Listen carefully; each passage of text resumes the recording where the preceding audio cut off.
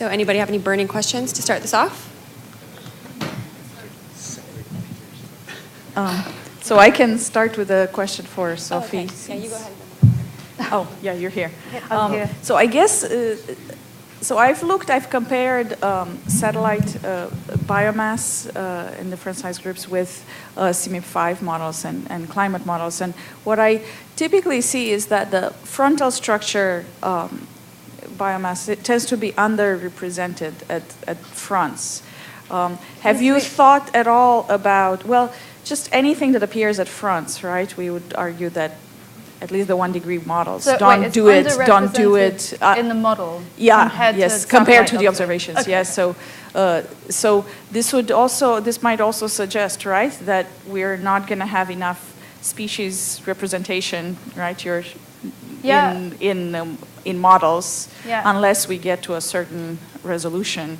You haven't looked at at models with different resolutions and so forth and these kind of issues. I'm actually in the process of doing some work with a 1/9 of a degree model, but that's as far as I've taken. So the first order intuition would be that you would see more of species. Right? More species, the higher your resolution would be. Yeah. Although, no, it does level out, actually. So we did some work with Marina where I think we stopped at around 1/9 of a degree because at some point it didn't really make a huge amount of difference anymore. And I guess my second point would be, I'm curious, your new results, do they, if I think back of Andrew Barton's 2010 paper, where in the Darwin project, you looked at the diversity of species emerging in an ocean model with seeded with many phytoplankton groups. Does this bring any new light on that? Or is it just more emphasis on? That's a really awkward question. You're asking me if this is what I don't know. It's just to think about. I think the resolution is quite different. So the question was more about the scale and whether we could see a consistent pattern at that scale. And we've actually looked at... If you average your data, I guess, over larger scales, are you still going to see anything? Or do your Shannon index bumps disappear? It disappears, right? So if I degrade that data to 20, 50, 100 kilometers, then it goes. But the diversity from this is not the same as the diversity in the model that Andrew used. He was doing Shannon index, no? No, but what I mean is this is much more akin to a kind of a functional diversity because we're really looking at 3 different size classes. That's sort of, it's not an exact thing, but whereas Andrew's work, the model that he and I both used before, one of the big things that drives diversity in that model is the temperature niches of the different ecotypes in the model. So what I see in this work, if I average everything out, the biodiversity in the subtropical dry is super low because it's dominated by Prochlorococcus, and I'm only looking at that small size range. So that sort of, in some sense, contradicts Andrew's conclusion, but it doesn't really because we're not looking at the same thing. We'll give Andrew a chance to respond. Yeah. Sorry, Andrew. Can I ask a question about something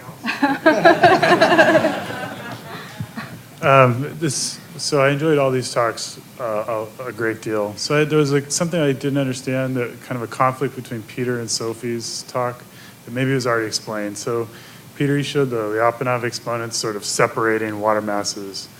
And Sophie showed that along the frontal gradient, that was where you had the highest number of species, indicating that there was some cross-frontal exchange potentially. So does this seem consistent, or is there a contradiction, and how do you explain this? You go.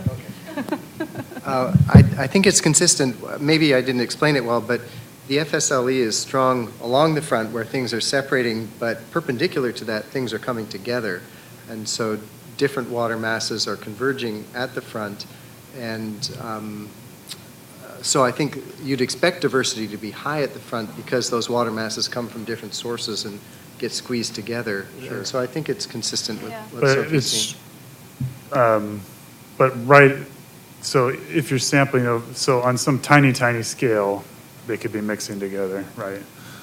I wouldn't call it a tiny scale. Tiny to me is like the scale of the organisms themselves. So on submesoscales, they're even still fairly distinct. On smaller scales, where you're getting down to turbulent scales, they're mixing together. But I think we're not yet sampling at the right scales, and the more finely we resolve our sampling, the more we're going to realize that there are these really small patches, and then the trick is figuring out where they came from. Did they form in situ, or are they torn off bits of larger patches? And for instance, I forgot to mention, Melissa showed a picture from Mike Stuckel that showed the carbon flux, and it was from the same front that I showed, the last one I showed.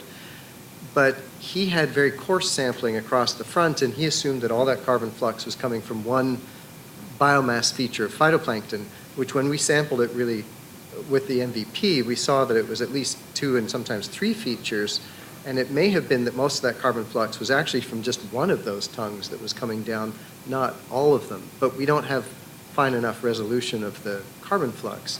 And so I think we really need to get our sampling of all these, especially the rates, as Sophie said, down to the scale of those features themselves, which we're not doing yet. And it's really hard. Yeah. But if you could sample on like a meter basis, in theory, would that peak of diversity at the front go away?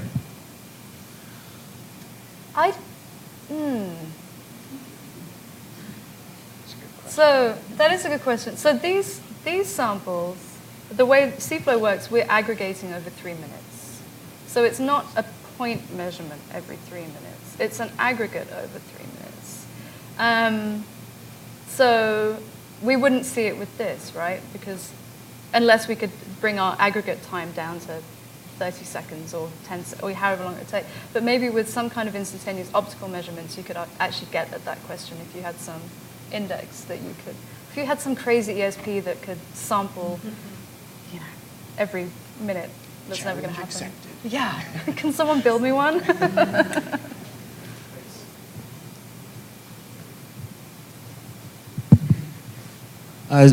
Just a quick question. Zach Erickson, Caltech. This is mostly for the first 3 people. And it's based on something that Melissa said at the very beginning, which is that when you go into submesoscales, you also have a lot of other processes. And the one I'm thinking about is internal gravity waves. And I'm wondering, because these might be biologically relevant, just if nothing else from heaving of isopycnals. And so I'm wondering how you are thinking about these processes as well. Peter has a long history of looking at those things. Do you want to? Geez. Well, we have models now that are capable of generating internal waves, the non-hydrostatic models, both linear and nonlinear waves. And the answer is it's just really messy, and you have to do filtering to get rid of the inertial waves, which tend to dominate at frontal systems. So they're mostly horizontal, not so much vertical. But then you have to filter on the time scales of the phytoplanktonic response, and so sometimes you risk just erasing the signal that you're looking for by the averaging that you have to do. The high-frequency internal waves, they're bouncing all over the front, and it's just a mess there because of the horizontal density gradient and then the shear, and many internal waves will propagate into a front and then dissipate and cause mixing, and that's a whole other process. So there's no scale separation, even though there is sort of a dynamical separation between these processes, and it's just a mess. And I'll be retiring in the next 10 years, and hopefully young people like this will be taking it over and figuring it out. I would just add that I think that it can be particularly hard if you're in a vessel where you're interpreting temporal and spatial changes to look at the internal waves. But sometimes you can use a sort of Lagrangian, or for example, the Wirewalker platform is really nice at resolving what the internal wave field looks like, and then you can begin to use that to back out some of that convolution that you get in your other observations. Hi, this is just in response to Andrew's previous comment and question about diversity and abundance at fronts. So I worked with a in situ imaging system that looked at mesozooplankton, and you could sample continuously along a single line. And we actually did sample along a front in the Southern California bight, and we actually found that the biomass was highest at the frontal interface itself, but diversity was higher around the boundaries. But this had to do with possibly community dynamics. So the biomass of the species that we found at the front was kind of a higher trophic level predator. It was actually a gelatinous zooplankton that predated on other jellyfish. So I think it's fairly variable, but Mark Oman has a lot of work that shows that you generally do get higher abundance and diversity at fronts.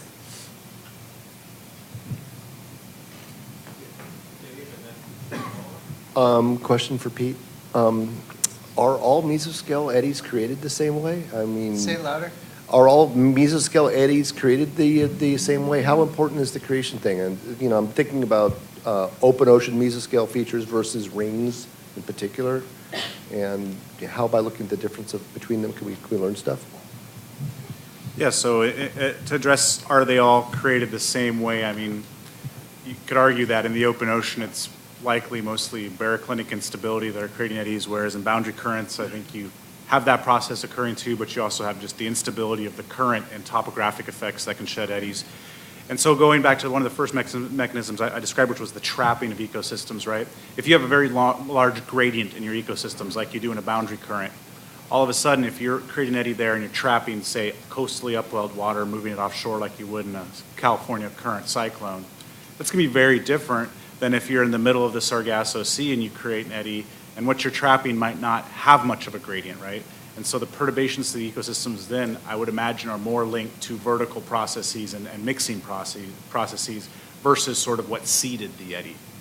And so in our analysis of sort of the regional variability, we found that, at least in the boundary current regions, the dominant mechanism that really appeared to be showing itself was this trapping mechanism. I think that's a very strong signal.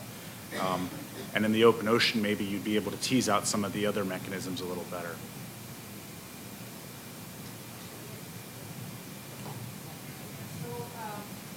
So this is a kind of a comment, because Peter's talk very nicely brought out that you don't need any sub-mesoscale dynamics to generate small-scale variability. And so I think the term sub-mesoscale, is a bit of a misnomer. When you use it as a scale, I don't know what scale you're referring to, but I think the physical oceanographers are excited by it because of its dynamical qualities, which I think that they do distinguish themselves from the mesoscale flow. So I think one has to be a little careful when one says submesoscales don't matter. I mean, even if you look at large mesoscale meander, the dynamics that enhance the vertical velocities are submesoscale dynamics when the Rossby number is enhanced. So I think we have to distinguish that a little bit when one says submesoscales matter or don't matter. It's not the scale per se. For me, I think the dynamics is more interesting because they enhance vertical velocities, they occur at time scales which are comparable to biological time scales, and they change the density stratification. So just a comment. I completely agree with you. I completely agree with you, Amala. And the only reason I used scale in this particular talk, a spatial scale, was partly to show that it doesn't work, that it's an imperfect measure. And the problem with biological sampling is that we don't have the dynamics to go with it typically. And so all we're measuring is a patch scale. And that doesn't imply dynamics, which is exactly what you were saying, and I completely agree with you. And I think the dynamic definition of submesoscale is the far more relevant one, but it's also the more difficult one to apply, especially when you're doing seesaw transects and measuring chlorophyll or something like that.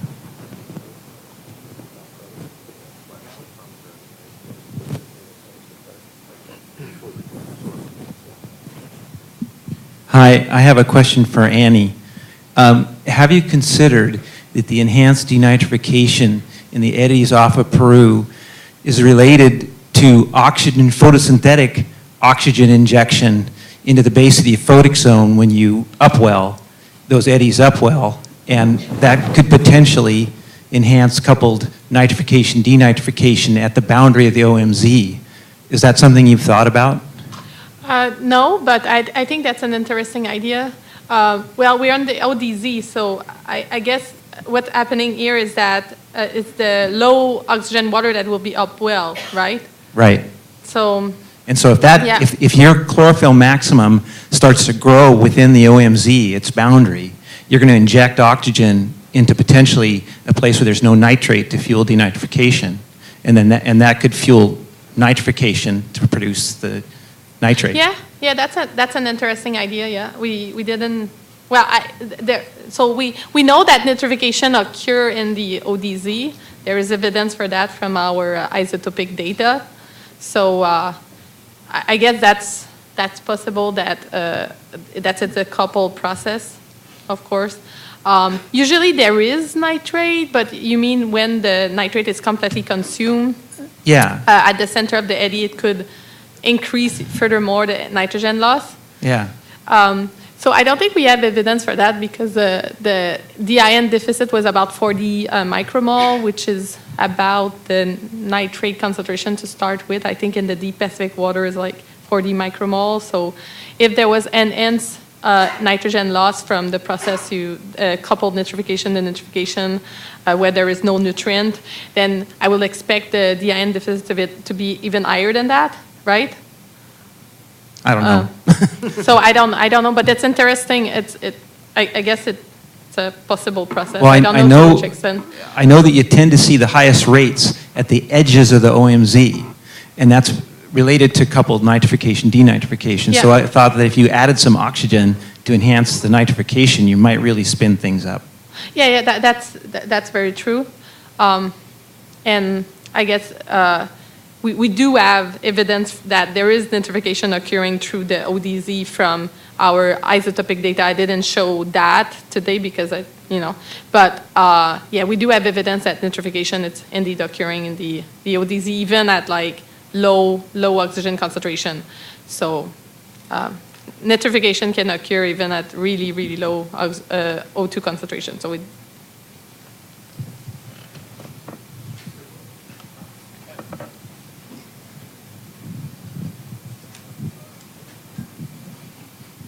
Microphones coming in two directions. Yeah, we saw some really nice examples of the biological variability on these smaller scales. And it might have been Peter who said that the biological response might vary spatially from the physical feature. And I think one example, so I guess when you said spatially, to me it also means temporally, right? Mm-hmm. Is that exactly the same thing? And maybe one example of that, so I guess the question is to someone, do you agree? And can you say more about that temporal evolution? Because when we looked at NCP and thorium-derived export on, say, 3 kilometer scales, there was no correlation when you looked on the small scale. When you did the average, this is a stop of maybe still here. A good average, when you average them together, they agree. But process-wise, I'm not sure if that was a temporal change we were actually tracking with these small scales or a spatial difference between the sites. So how do we resolve that, I guess? Well, the thorium-uranium disequilibrium has its own inherent time scale too, as does the particle sinking. And so that's sort of averaging some other processes that may or may not have been more local. And the thought is that the submesoscale dynamics are quite local on scales less than 10 kilometers. But you have to remember that these fronts are often very stable features. A front might exist for months, but the water's shooting through those fronts, and it has a residence time in the front of days. And so it's surprising to me that the biological features are so stable, given that it's always different water in the fronts. And so if you have a meander of the front, or you get a little frontogenesis, and you get a submesoscale instability that injects some nutrients, the phytoplankton that grow from those nutrients are, as you say, both temporally and spatially displaced from that feature.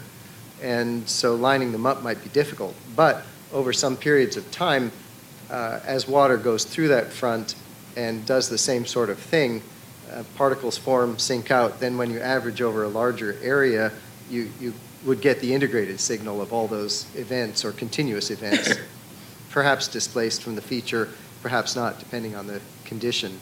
It's a mess, I think, is the answer. Can I add something to it? Please do. So I think I've been looking at temporal variations, like from that time-lapse movie, for example, and looking at Meg's optical sediment trap data, which is, captures a similar sort of high resolution time series of particle flux. And one of the bigger challenges, I think, right now, one of the signals that I've seen in at least some of that data is a diurnal pattern, which is very much likely biologically mediated. And so I think that that's an additional sort of challenge to discern from some of these other temporal sources of variability. But it's one that's really exciting in its own right. If it weren't hard enough already, the sun goes up and down. Actually, might chime in on that topic itself. I mean, it's really fascinating how this question about space versus the question about space versus time continues to be a conundrum. And there's some beautiful observations. We have snapshots of what the fronts are doing to the biology. But in terms of the temporal sequence between nutrient supply, the phytoplankton response, and subsequent export of that material, that's a four-dimensional process. Yeah. And we need space-time realizations of this process, not just a snapshot in time and then go to the next place. We need to be able to follow those in time to get truly four-dimensional realizations, I think. Sorry, there was one other. Yeah, hello. Min Sun from Florida Science University again. My question, I actually have a comment and a question for Peter. Peter Frank.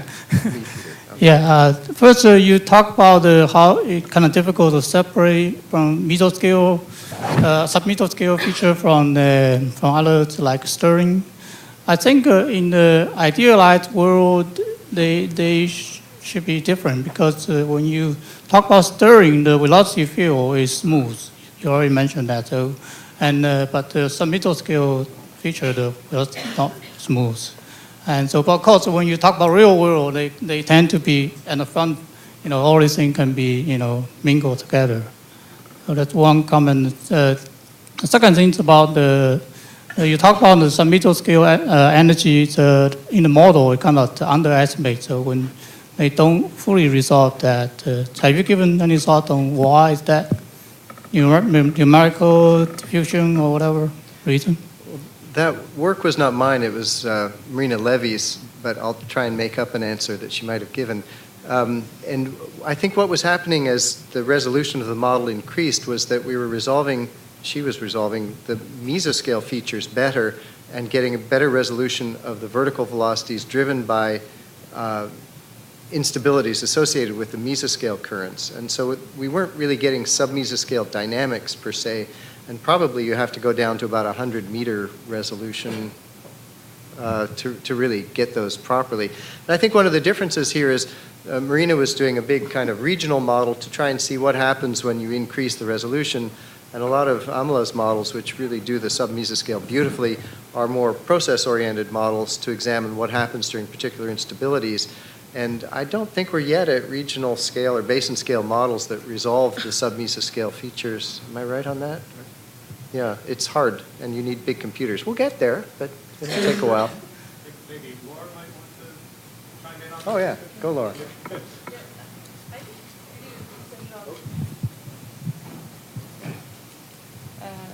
think that you did a decent job at describing. Mansplaining is what we call it. But yeah, it's really, you need to. What is it? Huh? You need to resolve those smaller scale to better resolve the mesoscale, and that was that notion of effective resolution. Right. And the fact, I mean, one of the corollary of this is that you can resolve and the physics at those start to resolve the submesoscale physics to get the mesoscale right. But then to get the biology, you just resolve the mesoscale field.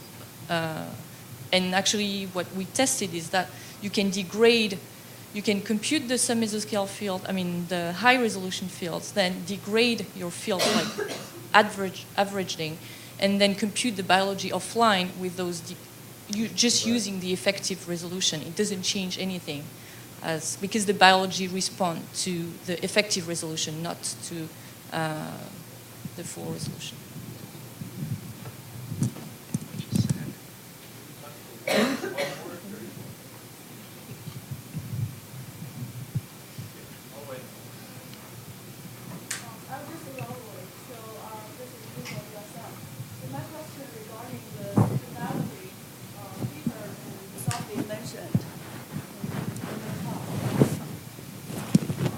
So my question about seasonality of the feature we mentioned in Peter and Sophie's talk. So I have two separate questions for them, but all lead to seasonality.